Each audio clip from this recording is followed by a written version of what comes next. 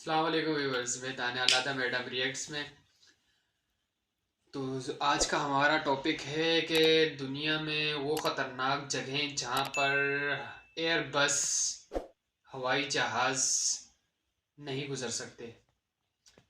तो वो कौन सी ऐसी जगह हैं जहाँ से एयरबस नहीं गुज़र सकते, वो क्या मुश्किलात हैं उन एयरबसेस को पेश आती हैं। तो चलिए आइए इसको मुलाहिज़ा करते हैं कि एयर बसेस को क्या मुश्किलात आती हैं उन जगहों से गुज़रने में कि वो वहाँ से नहीं गुज़रते। स्ट्रेंजेस्ट प्लेसेस हैं वो एयर बस के लिए।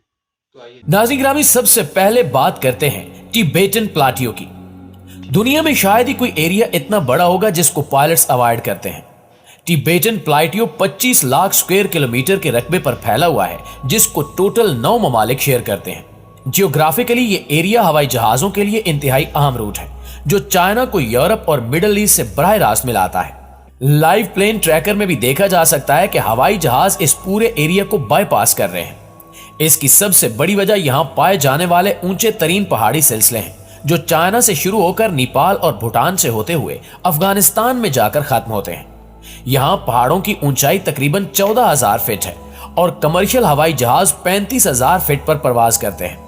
वैसे तो हवाई जहाज इन पहाड़ों से काफी ऊंची परवाज करते हैं, लेकिन इमरजेंसी सूरत में, मसलन केबिन में से प्रेशर लीक हो जाना या इंजन का किसी भी वजह से फेल हो जाना, ऐसी सूरत में ऑक्सीजन मास्क ऑटोमेटिकली गिर जाते हैं। और अब पायलट के पास सिर्फ और सिर्फ 20 मिनट्स होते हैं। पायलट को 20 मिनट के अंदर अंदर हवाई जहाज को 35,000 फुट की बुलंदी से 10,000 फुट की बुलंदी पर लाना होता है। चूंकि टिबेटन प्लाटियो की ऊंचाई 14,000 फीट है, इस वजह से यहां ऐसा करना पायलट के लिए नामुमकिन हो जाता है। सिर्फ ऊंचे पहाड़ी टिबेटन प्लाटियो को अवॉइड करने की वजह नहीं है। दरअसल यहां पर हवाई जहाज को अनोखी डिस्टरबेंस का सामना भी करना पड़ता है, क्योंकि यहां मौजूद ऊंचे तरीन पहाड़ों से हवा टकराकर ऊपर की तरफ उठती है और उसका प्रेशर भी बहुत ज्यादा होता है। इतना ज्यादा कि यह प्रेशर प्लेन के बैलेंस को डिस्टर्ब कर सकता है और प्लेन क्रैश होने का खतरा बढ़ जाता है। यही वजह है कि हवाई जहाज टिबेटन प्लाटियो की फिजाई हदूद से नहीं गुजर सकते। दोस्तों, अब जिक्र करते हैं वोल्केनोज यानी आतिशफिशां पहाड़ों का। जनवरी 2022 को साउथ पैसिफिक ओशियन में टूंगा आयरलैंड के करीब जेरे समंदर आतिशफिशां फट गया। इसका धुआं और राख का बादल इतना बड़ा था कि इसने हिस्ट्री के सारे रिकॉर्ड्स ही तोड़ डाले। इस वाक़े को सैटेलाइट ने भी रिकॉर्ड किया था। राख के ये बादल आसमान में 1,90,000 फुट की बुलंदी तक रिकॉर्ड किए गए थे। इतनी ज्यादा ऊंचाई पर पाए जाने वाले ऐश क्लाउड्स किसी भी जहाज को आसानी से नुकसान पहुंचा सकते हैं। आतिशफिशां से निकलने वाला राख का बादल हवाई जहाज की विंडशील्ड को भी तोड़ सकता है और इंजन को भी नुकसान पहुंचा सकता है। ऐसा ही एक वाकया 24 जून 1982 को लंदन से न्यूजीलैंड जाने वाली फ्लाइट के साथ पेश आया था, जब एक फ्लाइट रास्ते में एक वॉल्केनिक क्लाउड के ऊपर से गुजरी।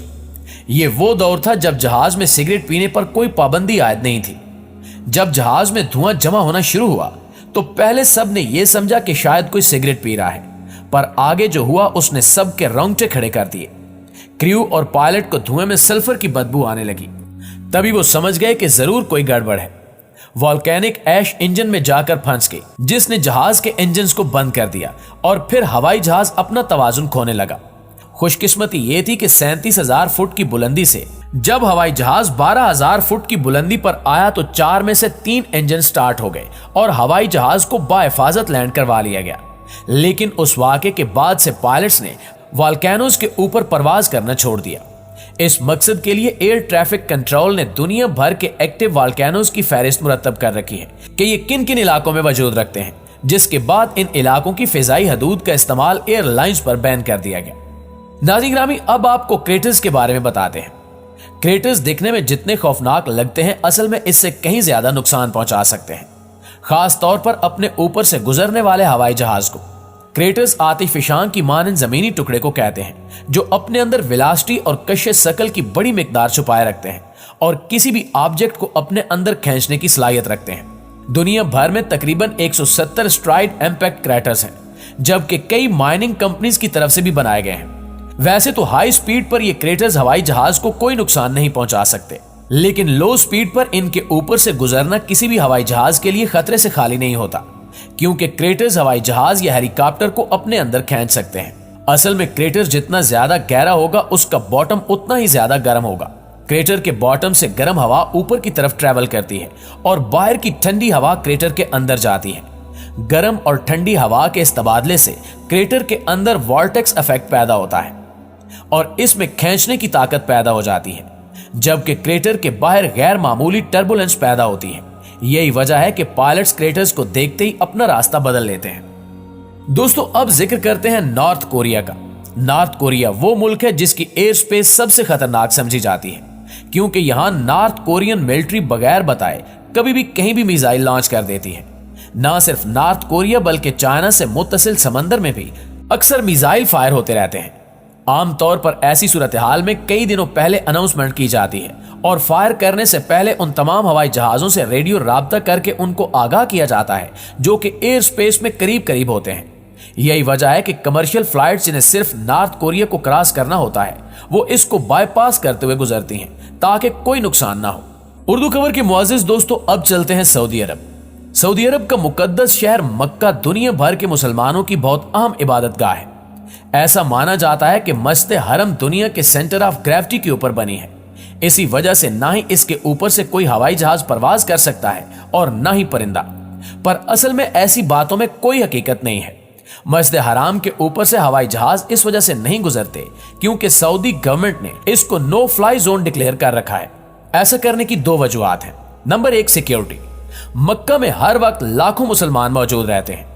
अगर यहां कोई भी नाखुशगवार वाकया हुआ तो काफी ज्यादा जानी नुकसान हो सकता है। नंबर दो, लोकेशन। जबकि दूसरी वजह मक्का की लोकेशन है। मक्का एक ऐसी जगह पर है जिसके चारों तरफ पहाड़ मौजूद हैं। अगर इसके ऊपर से हवाई जहाज गुजरा तो इंजन के शोर की वजह से आवाज 3 गुना बढ़ जाएगी, जो कि हाजियों और उम्रा ज़ायरीन को डिस्टर्ब कर सकती है। यही वजह है कि मक्का में कोई एयरपोर्ट भी नहीं है। नाज़रीन गिरामी, अब बात करते हैं एरिया 51 की। यूएसए की रियासत नेवाडा में 7,500 स्क्वायर किलोमीटर पर फैला हुआ ये एरिया यूएसए की एयरफोर्स की टॉप सीक्रेट बेस का हिस्सा है, जिसको एरिया 51 कहा जाता है। एरिया 51 हमेशा से ही मशकूक सरगर्मियों की वजह से सुर्खियों में रहता है, क्योंकि लोगों का मानना है कि यहां अमेरिकी आर्मी खुफिया तजुर्बात कर रही है। चारों तरफ पहाड़ों की आड़ में छुपी ये सीक्रेट बेस वैसे तो ग्राउंड लेवल से नजर नहीं आती, लेकिन हवाई जहाज से एरिया 51 की बेस को आसानी से देखा जा सकता है। इसी चीज से बचने के लिए अमेरिकी हुक्काम ने पूरी बेस को नो फ्लाई जोन डिक्लेयर कर रखा है। अगर किसी हवाई जहाज ने इसके ऊपर से गुजरने की कोशिश की तो फौरन उसे अपना रास्ता बदलने का कहा जाएगा, और अगर पायलट इनकार करे तो अमेरिकी आर्मी या एयरफोर्स के पास इसे मार गिराने की अथॉरिटी मौजूद है। तो आपने जाना कि एयर बसेस कहाँ कहाँ से किस किस जगह से फ्लाई नहीं कर सकते। तो आपका इस सारे मामले के बारे में क्या कहना है, हमें कमेंट करके ज़रूर बताइए। हमारे चैनल को लाइक, सब्सक्राइब और शेयर करना मत भूलिएगा। हमें दीजिए इजाज़त। अल्लाह हाफ़िज़।